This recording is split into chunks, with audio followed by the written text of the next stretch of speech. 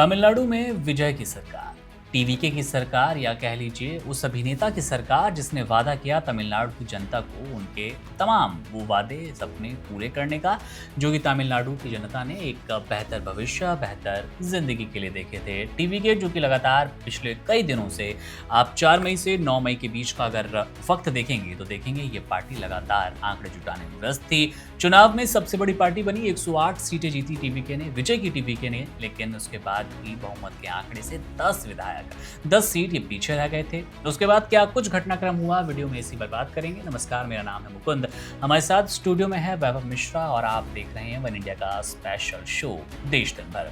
देश दिन भर में बात होगी विजय के तमिलनाडु फतह करने की, बात होगी कि आखिर क्यों राज्यपाल ने 3 बार विजय को लौटा दिया और तीनों बार क्या कमी रह गई थी, विधायकों की संख्या कहां टूटी, कहां बैठी, और अब शपथ ग्रहण कब होगा, विजय कब सीएम की शपथ लेंगे तमिलनाडु के लिए।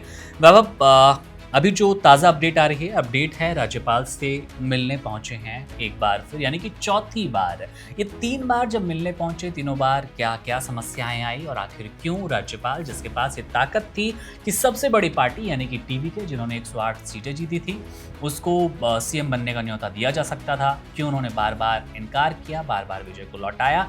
और इस बार जब 120 के आसपास वो संख्या बताई जा रही है विजय के पास, अब क्या आगे का घटनाक्रम देख पा रहे हैं? देखिए, अब विजय के पास संख्या पूरी हो गई है। संख्या से भी कहीं अधिक उनके पास विधायक हो गए हैं। 5 दलों का गठबंधन अब तक विजय की पार्टी को मिल चुका है। सभी दलों का नाम आपको बता देते हैं। सबसे पहले कांग्रेस पार्टी ने अपना समर्थन दिया। कांग्रेस के पास तमिलनाडु में 5 विधायक हैं। इसके बाद सीपीआई ने अपना समर्थन दिया। सीपीआई के पास 2 विधायक हैं। सीपीआई-एम ने अपना समर्थन दिया, उसके पास भी 2 विधायक हैं। उसके बाद वीसीके ने अपना समर्थन दिया, वीसीके के पास भी 2 विधायक हैं। और अब IUML, इंडियन यूनियन मुस्लिम लीग ने भी अपना समर्थन दे दिया है, उनके पास भी 2 विधायक हैं। तो 5 दलों के समर्थन के बाद अब टीवीके गठबंधन के पास कुल विधायकों की संख्या पहुंच गई है 120। आंकड़ों में से 121 बोल सकते हैं क्योंकि विजय 2 जगह से चुनाव जीते हैं, तो यानी अब वो सरकार बना सकते हैं और इसीलिए उन्होंने चौथी बार राज्यपाल से मुलाकात की है। एक एक करके आपको समय के साथ बताते हैं कि कब कब क्या कुछ घटित हुआ है। 4 मई को नतीजे आते हैं। विजय की पार्टी सबसे बड़ी पार्टी बनती है तमिलनाडु में। मात्र 2 साल पहले बने इस दल ने 108 सीटें जीत ली।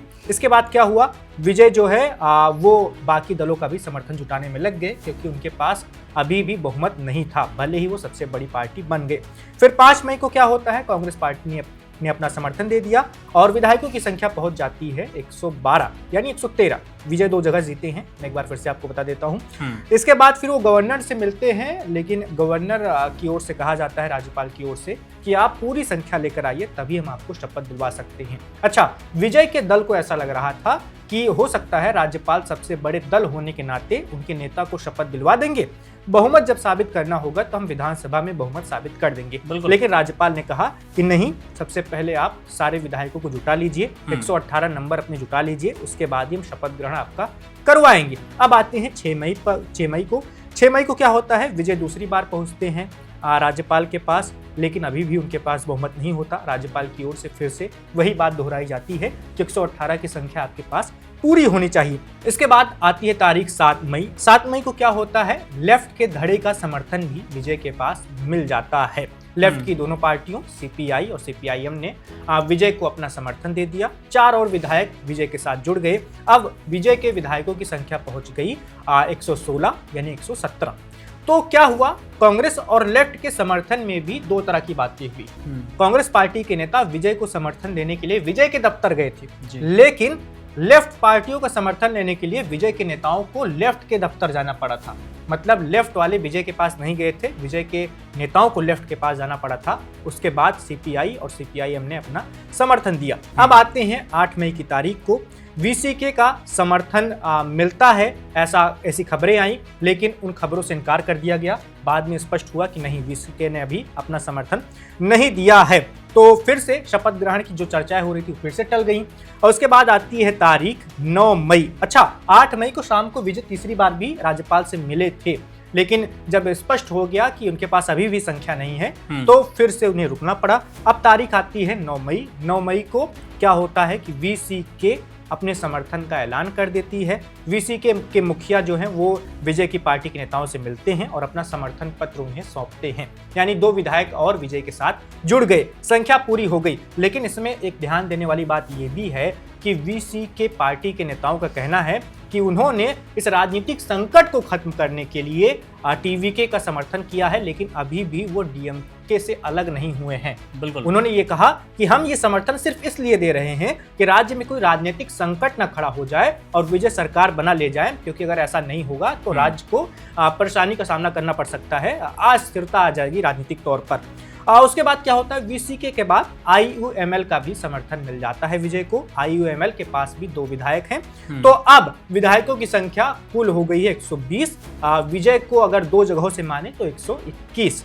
तो अब विजय फिर से राज्यपाल से मिलने वाले हैं, मुलाकात कर चुके हैं, ऐसी खबरें आ रही हैं। और अब वो जो है सरकार बनाने के लिए उनको औपचारिक तौर पर निमंत्रण मिल चुका है और वो अब राज्य के मुख्यमंत्री बनने वाले हैं। इसमें भी कई तरह की बातें हो रही हैं कि 6वें दिन जाकर, नतीजा आने के 6वें दिन जाकर विजय के पास जरूरी नंबर हो पाए हैं। इसके पीछे बहुत सारी कोशिशें की गई टीवीके की ओर से और बहुत सारी चर्चाएं भी हुई हैं तमिलनाडु में। जैसे चर्चाएं ये हुई कि क्या विजय सच में सीएम बन पाएंगे या कहीं ऐसा ना हो कि कई और दल साथ में मिल जाएं और विजय को अकेला छोड़कर सरकार बना लें। जैसे चर्चाएं चली थी कि हो सकता है डीएमके और एआईएडीएमके भी साथ में आ सकते हैं और भी कई सारे छोटे छोटे दल इनके साथ आ जाएंगे, कहीं ये लोग ना सरकार बना ले। लेकिन बीच में स्टालिन का बयान आया कि वो विपक्ष में बैठेंगे, क्योंकि मैंडेट ही वही मिला है, जनता उनको विपक्ष में बिठाई है, इसीलिए वो 6 महीने तक अभी इंतजार करेंगे, देखेंगे कि विजय का कार्यकाल कैसा होता है, वो मुख्यमंत्री के रूप में कैसे काम करते हैं, उसके बाद कोई फैसला लिया जाएगा। अच्छा, एआईएडीएमके में भी बहुत ज़्यादा ही एक घबराहट सी महसूस हुई उनको भी, क्योंकि उनके विधायकों की संख्या बहुत ज़्यादा है नहीं और उन्हें ऐसा लगा कि कहीं उनके विधायक टूट न जाएं, क्योंकि एआईएडीएमके के बारे में खबर ये आ रही थी कि उनका एक धड़ा चाहता है कि टीवीके के साथ जाना चाहिए। इसी वजह से पुडुचेरी में करीब 20 से 26 विधायकों को एआईएडीएमके को भेजना पड़ा था कि उनके विधायक जो हैं वो एकजुट रहें।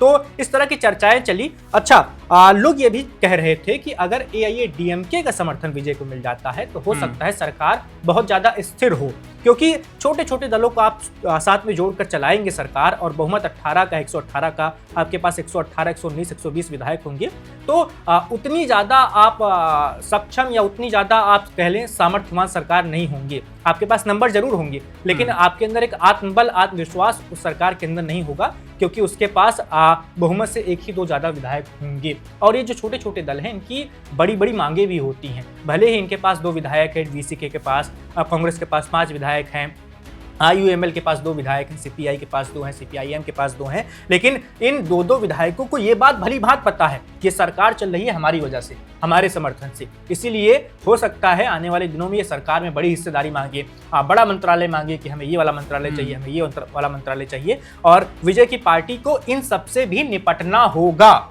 ये भी देखने वाली बात होगी कि विजय की पार्टी के जो नेता हैं, क्या वो नेता इतने सक्षम हैं, क्या वो नेता इतनी राजनीतिक समझदारी रखते हैं कि सबको साथ में जोड़कर चल सकते हैं, सबको मनाते हुए चल सकते हैं और इसके साथ ही एक अच्छी सरकार भी चला पाते हैं या नहीं। इसीलिए चर्चा हो रही थी कि अगर एआईएडीएमके का समर्थन मिल जाता तो हो सकता था कि सरकार ज़्यादा अच्छे से चलती, लेकिन वो हो नहीं पाया और एआईएडीएमके की ओर से भी ऐसा कहा गया कि उनकी कोई इच्छा नहीं है कि वो विजय के साथ जाएं, जो एआईएडीएमके के शीर्ष नेतृत्व है उसके द्वारा कहा गया। अच्छा, अब आपको बता ये भी देते हैं कि 4 मई को क्या नतीजे आए थे। बिल्कुल, टीवीके को, जैसा कि हम बार बार आपको बता रहे हैं, 108 उनके विधायक चुने गए थे। इसके अलावा दूसरे नंबर की पार्टी बनी थी डीएमके, जो 2021 से 2026 तक सरकार में अभी तक थी, स्टालिन उसके मुखिया थे। डीएमके को मिले थे 65 विधायक, उनके 65 विधायक चुने गए थे। इसके बाद तीसरे नंबर की पार्टी बनी थी एआईएडीएमके, जिसके 51 विधायक चुने गए थे। तो अगर 108 के साथ 51 जुड़ जाते तो हो सकता है एक मजबूत सरकार चल पाती, लेकिन ऐसा नहीं हो पाया। तो विजय के लिए सबसे बड़ी चुनौती तो ये होगी कि वो गठबंधन वाली सरकार चला पाएं, छोटे छोटे दलों को साथ में लेकर चल पाएं, क्योंकि 5 छोटे छोटे दल उनके साथ हैं।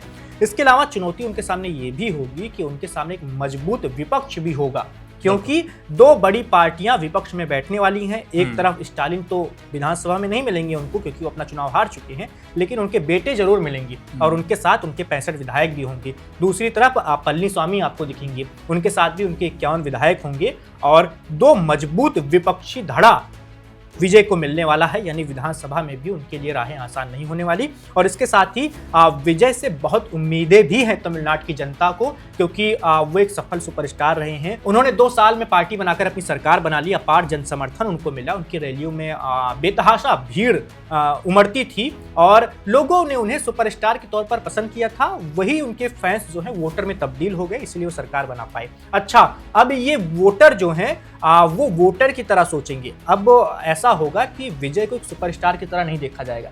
वो मुख्यमंत्री बनेंगे तो उनको एक नेता की तरह देखा जाएगा और उनके कामों की आलोचना भी होगी, प्रशंसा भी होगी। तो अब वो सुपरस्टार वाली अपनी भूमिका से आगे निकलेंगे और इसके साथ ही 6, 7, 8, 10 महीने या 1 साल 2 साल में उनके कामों को देखा जाएगा और उनके काम का आकलन करके ही ये तय किया जाएगा कि विजय का राजनीतिक भविष्य कैसा होने वाला है। शुरुआती सफलता उनको मिल गई है क्योंकि उनका अपना एक करिश्मा था तमिलनाडु की राजनीति में। नेताओं का करिश्मा बहुत देखा है जनता ने वहाँ का, वहाँ की जनता ने, और वहाँ की जनता ने बहुत समर्थन भी दिया है। वो नेता जो पहले अभिनेता थे उनकी बात कर रहे हैं हम। विजय को भी अपार समर्थन मिला है, लेकिन ये समर्थन आगे भी जारी रहेगा या नहीं, आगे उनकी सरकार 5 साल तक बढ़िया से चलेगी या नहीं, और उनका राजनीतिक भविष्य आगे क्या होने वाला है, अब सब कुछ इस पर निर्भर करेगा कि वो सीएम की कुर्सी पर बैठने के बाद क्या फैसले लेते हैं, उनकी पार्टी कैसी सरकार चलाती है। बिल्कुल, टीवीके के तमाम वो हेडक्वार्टर्स, तमाम वो ऑफिस, वहाँ पर जश्न का माहौल है और ये जश्न कहीं ना कहीं वैभव बताता भी है कि अब वो लोग बिल्कुल सुनिश्चित कर चुके हैं कि विजय सीएम बनने जा रहे हैं। संतुष्ट नज़र आ रही है ये पार्टी और इनको जितनी संख्या चाहिए थी 118 की, उससे लगभग 2 से 3 सीट्स ज़्यादा मिलती नज़र आ रही है और एक मजबूती की ओर आप कह सकते हैं बहुमत मिल गया है। लेकिन जिस बात का जिक्र बार बार वैभव ने किया कि एक ऐसी सरकार टीवीके और विजय चलाने जा रहे हैं जो कि अस्थिर तो नज़र आने वाली ही हैं, यानी कि अगर एक आध पार्टी का भी अगर मन बदलता है वहाँ पर तो समस्या खड़ी हो सकती है। बहरहाल टीवी के हेडक्वार्टर के सामने आप देखेंगे लगातार विजुअल्स आपकी स्क्रीन पे आपको मिलेंगे, पटाखे जलाए जा रहे हैं, जश्न का माहौल है और विजय 7 बजे के करीब लोक भवन पहुँच चुके हैं। चौथी बार राज्यपाल आर्गेकर से मिलेंगे और अपना समर्थन पत्र सौंपेंगे, बहुमत का वो जादुई आंकड़ा दिखाएंगे और सीएम बनने की आप कह सकते हैं कि आधिकारिक ऐलान का भी कुछ अपडेट आपको हम देते नजर आएंगे। दूसरी तरफ चलते हैं बंगाल में आज शुभेंदु अधिकारी शपथ ले चुके हैं। बंगाल में बीजेपी की सरकार आपको अब नजर आ रही है। एक लंबा अरसा, एक लंबा संघर्ष और उसके बाद कमल बंगाल में खिल चुका है। न केवल शुभेंदु अधिकारी, उनके साथ 5 अन्य मंत्रियों ने भी शपथ ली। मंच पर प्रधानमंत्री नरेंद्र मोदी, उनके साथ अमित शाह, उत्तर प्रदेश के मुख्यमंत्री योगी आदित्यनाथ और तमाम दिग्गज मंत्री, केंद्रीय राजनाथ सिंह, अमित शाह जैसे दिग्गज चेहरे मौजूद रहे थे। बहरहाल अभी बंगाल की राजनीति में तो विराम सा लगता नजर आ रहा है। तमिलनाडु में लेकिन थोड़ी बहुत उथल पुथल अभी बाकी है। अपडेट आपको देते रहेंगे। राज्यपाल ने विजय को क्या कहा और शपथ ग्रहण का आधिकारिक ऐलान किस दिन के लिए, कितने बजे के लिए, सारी अपडेट आपको मिलेगी वन इंडिया हिंदी पर। स्टूडियो में हमारे साथ थे वैभव मिश्रा, मेरा नाम है मुकुंद। आप बने रहिए वन इंडिया के साथ। शुक्रिया। Subscribe to One India and never miss an update. Download the One India app now.